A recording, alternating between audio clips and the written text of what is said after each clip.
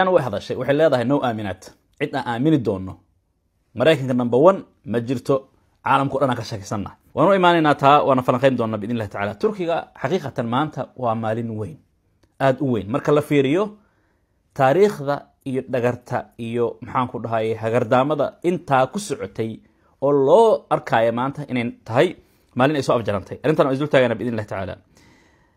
حبسي وين اسمها كسرة وزيرك أرمها دي بهدي عندهن عفوا وزيرك الدفاع عن أولجي ذا إسرائيل بل أن إزول تاجنو يهارات صحيح كخرتي أنا سكوب لونه هالمر هذا كان تقريبا فرحد له لكن من رموي دورة وسؤال ويوروبيان يونيون كا أي وحي ليهين إسرائيل أيان هذا السيريس على قلنا ولا فريسني مدب هذا الكاوينوس عدي وحن إسكور عني أي نجاء قلادين وسيدا يوروبيان يونيون كإليه هنا إن جرجار كبن أدنى ماذا حدرتن غزة يعني halka laga hayo aanan galin oo ay ku dhibaataysan yihiin gaajan ay dadkii la'aanayaan in arinta wax laga bedelo oo la ziyaadiyo ayaan ku balannay arintaasi macquul ma tahay xaqiiqatan waa su'aal weyn oo ma suurtagali kartaa macnaha maxaa yeelay ogow dadkan sidaan dhahaya wadamada qayb ka mid ah bal wadamada ugu waaweyn ayaa hubka ama waxyaalo badan oo arintan fududeynaya u sahlaya Israa'iil oo ay ka mid tahay dabcan hadii ninka dambiilo waa la yiri maxkamadda eedeysay oo qaarkood gabad ay siinayaan koow marka almuhim meeshaas xaaladda maraysa ma laga yaabaa in Israa'iil xogaa ay arinta dibciso oo ay masaakiinta reer Gaza adiga u kordhiso gargaarka xogaa maya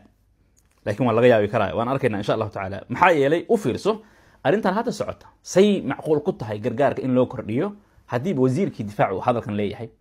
ha aragts arintan ay soo qortay waxay leedahay wasiirka difaaca horta qaybta ugu horeysay title-ka waa kaasa illa halkan almuhim wuxuu leeyahay waxaan amray ciidamada gudaha Gaza jooga inay diyaariyaan amar ayuu bixiyay bajaa instructed yani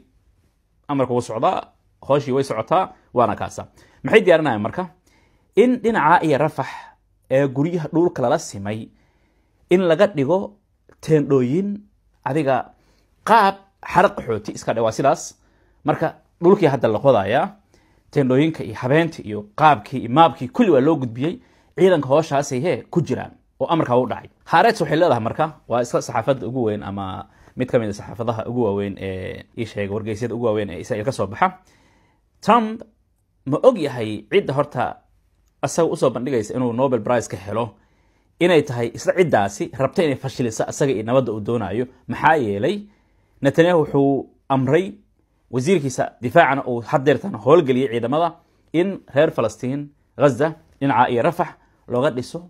teendhooyinkaasi oo dhammaantooda la isku soo ururiyo haddana ogow halkay joogaan reer Gaza halkan laga soo waday sida ariga oo kale sida loo soo quminayo halkan loo dhahayay ayaa waxa la isugu keenay xaafado kooban aad u kooban inta ugu badan Falastiiniinta waxa lagu sheegaa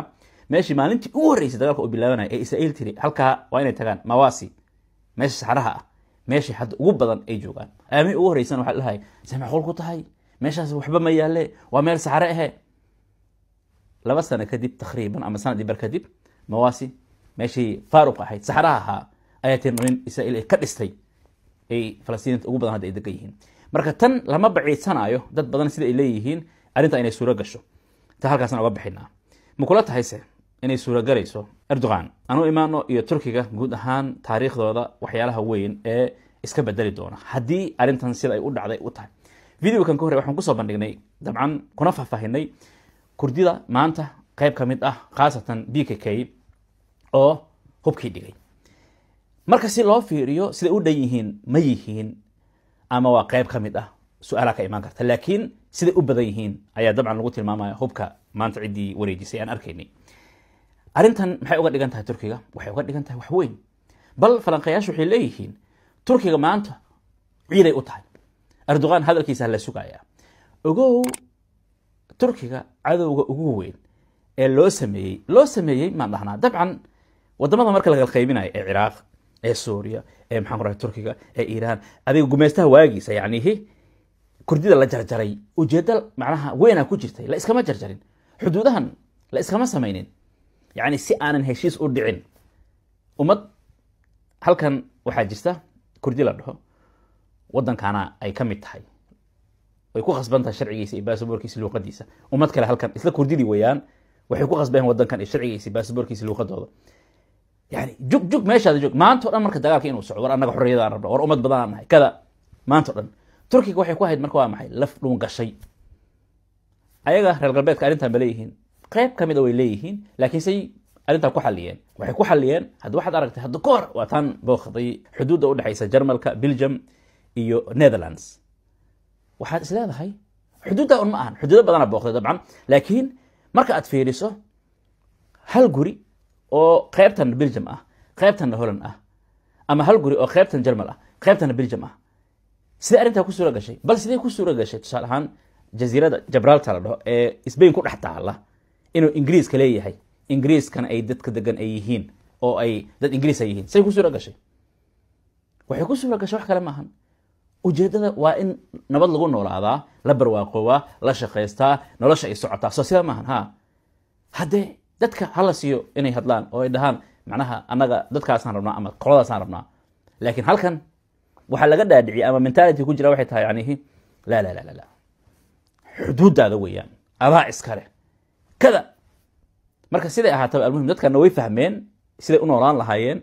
ingiriiska united kingdom aa leeyahay ama great britain ayaa leeyahay dhinacan scotland waxay leedahay calankeeda gaarka ah u fiirso baasaboorkeeda gaarka ah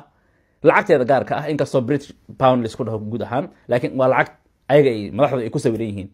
northern ireland sidaas oo kale wales sidaas oo kale ingiriiskii guud ahaan waa laga mid yahay yani marka england yani marka qayb la fiiriyo dhinacan almuhim waa isfahmeen laakiin halkan kurdistan halkaa turki halkan cilaaqa haysata halkan maxaan ku dhakada almuhim arrintii waxaa loo badinayaa marka turkiga jabtarkaasi inuu ka dhammaan doono haddii arrintan ay suuro gasho maalin weynna sida ay ugu tahay horay arrintaasi dabcan waxay ahayd turkida xilligii la doono wax lagu shido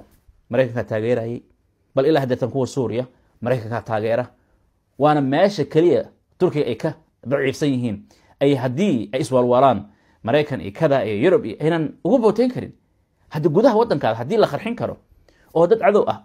oo adiga cadow kugu ah yani agtaada inta lasoo siiyo hubkii ugu khatarsanaa lacagtii ugu khatarsan inta lasoo siiyo lacagtii ugu khatarsaneed yani hubkii ugu khatarsan inta lasoo siiyo lana quudiyo lacagna la siiyo la dhaho turkiga gala wasaarad hebel buf laisku qarxinaya ama la qarxinaya amniga maxaa dhacaya dhaqaalihii meesha inuu ka baxo sida turkiga hadda uu u noqday meel dalxiisayaal badan yimaadaan meesha uu ka baxo maxaa yeelay waddankii waa waddan amni aan ahayn almuhim wixii loo sameeyo dhan hee arrintaasi jabtarkaas inuu dhammaaday u badan tahay ilahina oga dhigo taasi halkaasaan oga bixinaa cali larajani anuu imaan asagana iyo iiraan dabcan waa la taliyaha khamenei hogaamiyaha sare ee iiraan ninkan wuxuu leeyahay ugu hadday cali larajani wuxuu ka mid yahay dadka ugu waaweyn ee ugu faca weyn marka siyaasadda iiraan laga hadlayo wuxuu leeyahay horta majlisul amn golaha ammaanka wuxuu noqdo yidhi meel ciyaar ah oo haddii maraykan iska haysto wuxuu doona ka sameeyo ciduu doona ka handado ciduu doona macnaha veto u saaro halkaas saasay macnaha xaaladdeeda ay noqotay trump hoggaanka oo hadda maraykanku u hayo wuxuu taagan yahay imaa annaga inaad noo rukuucdaan wa imaa hee xal kale ma lihidin inaad iska ken difaacdaan oo dabcan dagaal gashaan waan idinka wad badannahay dhinaca kale balan ma lahan balana la galay waaba kaasaa dagaal iyo khiyaano iyo gaadme iyo duqeyn iyo dil iyo wixii la midka sidaa darteed wuxuu leeyahay siday macquul ku tahay dadka noocaas oo kale ah inaan aamino majlisul amni markaan ka hadlayno leeyahay ama maxaan ku dhahay golaha ammaanka markaan ka hadlayno wuxuu leeyahay dowlado badan ayaa meesha ku jira laakiin dowladihii xataa tabar ma lahan oo yidhi markii aan aaminaa caalamka golihii ammaanka ma aamini karno qaramad midoobay ilka ma lahan ma aamini karno yaa la aaminaa marka wuxuu ka hadlaya dabcan wadahadalada maraykanka uu doonayo haddeeta inuu kula fadhiisto iyo sida ay dabcan u maareyn doonaan ama maxay kale yihiin kada wixii la midka marka say kula tahay adiga yani is-aaminaada zero miya awalba aaminaada ay sheegayaan inay sida u dhacdo maba inaan ahayn israa'iil hadda xaaladeeda waa la ogyahay macnaha inkastoo maraykanka dabcan siiyey u fasaxay inay israa'iil weerarto iiraan marka tiya dhegahooda ka yaryaraysa xaq ma u leeyihin dabcan haa ma la weerari doonaa hadallo soo baxbaxay wuu jiraan ma laga yaabaa inay iska booto tahay hadallada soo baxbaxay waa la weerari doonaa iyo kada iyo laakiin mid ogow nacam inta aan arkayno iiraan waxay ku jirtaa diyaargarowgii ugu darnaa hub urursigii ugu darnaa weligeeda ma inaan dhicin ilan waa la tijaabiyey maalkan yani waa la xanuunjiyey madaxdeeda la laayay gudaheeda xarumaheeda maxay iiraan way qarsanaysaa naftirkeeda ma ahaan jug weynaa ku dhacday